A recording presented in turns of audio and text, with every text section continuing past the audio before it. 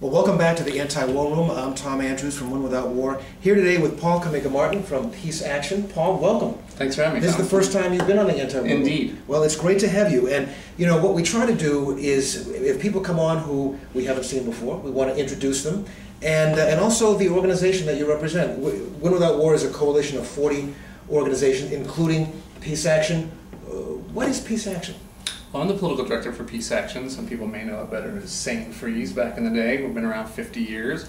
We work on three major issues: bring our troops home from Iraq, prevent a war on Iran, and nuclear abolition. Okay. And in terms of nuclear abolition, that's not one of the Win Without War specific priorities, but what any good news to report on that front? Yes, there is. Ever since the administration has come in, they've tried to make new nuclear weapons, surprisingly, and we've convinced Congress every time to stop funding that madness. And it looks like this year they're also going to stop funding new nuclear weapons and what they call the reliable replacement warhead. So we're going to stop making new ones. What about getting rid of the ones that we have? I mean, ultimately the goal is, right, to have a world Indeed. without nuclear weapons. Hopefully for the second year in a row, we will also push for more funding for non-proliferation issues. That's great. Peace Action is all over the country. Tell us a little bit about the organization. A little bit known as the largest grassroots peace organization. We have 100,000 paid members and many more who are on our email lists. You pay your members? This is tremendous. Yes, so join now. Yeah. And we have folks, we have like nearly 100 chapters around the country in over 34 states.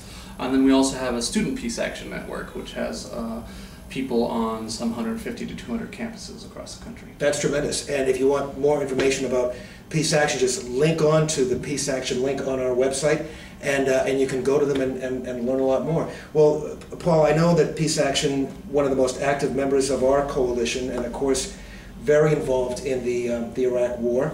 And you had a full head of hair before we began working on this issue, right? As did I. As did I. The latest, from what I can gather, and we talked about this a little bit a few days ago. Now, help me to understand this. The president asks for $108 billion for the war in Iraq to cover us from here until the end of the fiscal year, which is October 1st. Congress finally is about to say no to the president. We are not going to give you $108 billion. We're going to give you $170 billion. And what I'm hearing now is that they are going to perhaps add even more food stamps, other economic stimulus package items. First of all, what do you know? Is all of this a bad dream?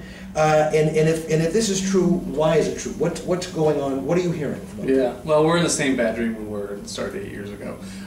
Taking a step back, so Congress has appropriated some $522 billion of the B for Iraq. Last year, the president asked for about $170 billion for fiscal year 08 this year and fiscal year 09 in what he calls emergency supplementals, even though we've been in this war for some 5 years. And the Senate has several times voted to have these monies put in the normal budgetary process, and the president refuses to do so. So late last year, the Congress passed $70 billion for Iraq, a smaller chunk than the president asked for. They said they're going to give smaller amounts so that the president has to come back and report on the progress and come to Congress and ask for more money. And that's where we're at today. And what he is asking for is $108 billion for the remainder of the year, as you said, till October.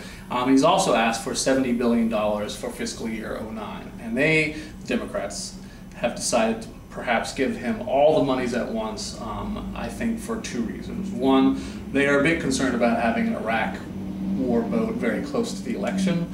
Two, if there's a Democratic president elected, they don't want the first thing that the president has to do is to ask for more money for Iraq in the beginning of next year. So they'd rather have monies available all the way until the end of the first quarter of next year. And of course, we're against any more money for the war unless it's for bringing our troops home. That said, what I'm hearing is these bills will probably come to the floor next week, first starting in the House, and then once it passes the House, on the Senate.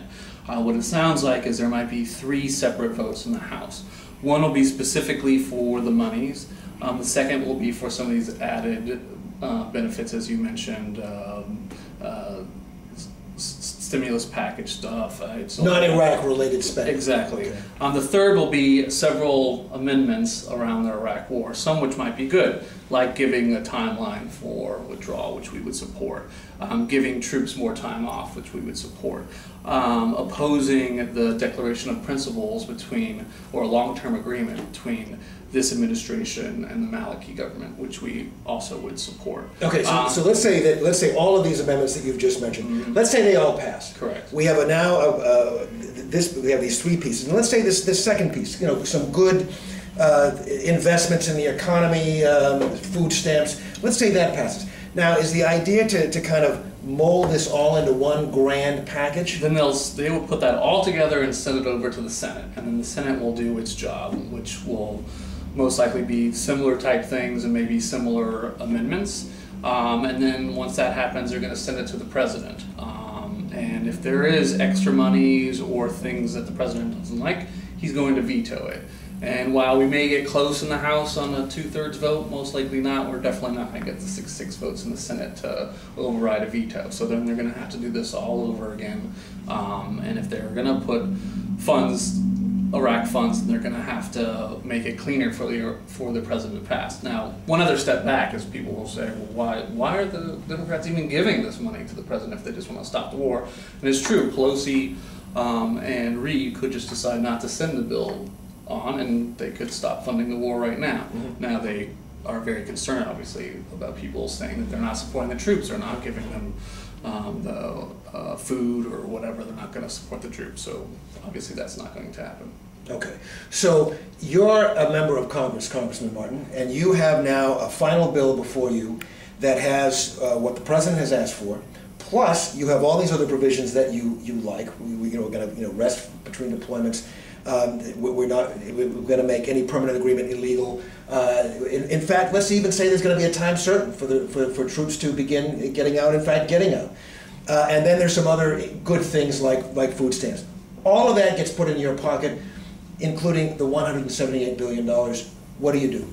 Well, if there's actually a timeline that says that troops need to be out within a year, give or take, I would probably vote for it. Mm-hmm. And minus that kind of provision? Then I would vote against it. The Win Without War Coalition, and certainly Peace Action is very much involved in this, is circulating an open letter to Congress in which we're saying, look, when you look at this bill, we want you to vote for a bill if it has as its first criteria the safe and secure withdrawal of our troops from Iraq. Also money for a robust diplomatic surge in the region, and clearly make absolutely certain there are no permanent bases, and you fund getting rid of those permanent bases. No military contractors allowed in, and of course no permanent military agreement between President Bush and Prime Minister Maliki. So all that's going on right now, and that, by the way, is going to go right through until next Monday. That would be May 5th. Thank you very much. May 5th, and you can go onto the website or the Peace Action website, sign that letter, and that'll be presented to the Congress. So next week we're going to get the first vote on the latest installment of money for the Iraq War. Most likely. Obviously, we're going to try to do all that we can to stop that. Paul, it's been great having you on. Thanks, Tom. Thank you for joining us at the Anti-War Room. Next week, the week of May 5th, is the week for the first votes on the appropriations of money for the war. We hope you sign this open letter. We also hope you call your member of Congress this week to let them know that you want them to vote no on any further appropriations for the war, unless it includes getting those troops out. Thanks, Paul. Thanks very much for joining us. We'll see you next week on the Anti-War Room.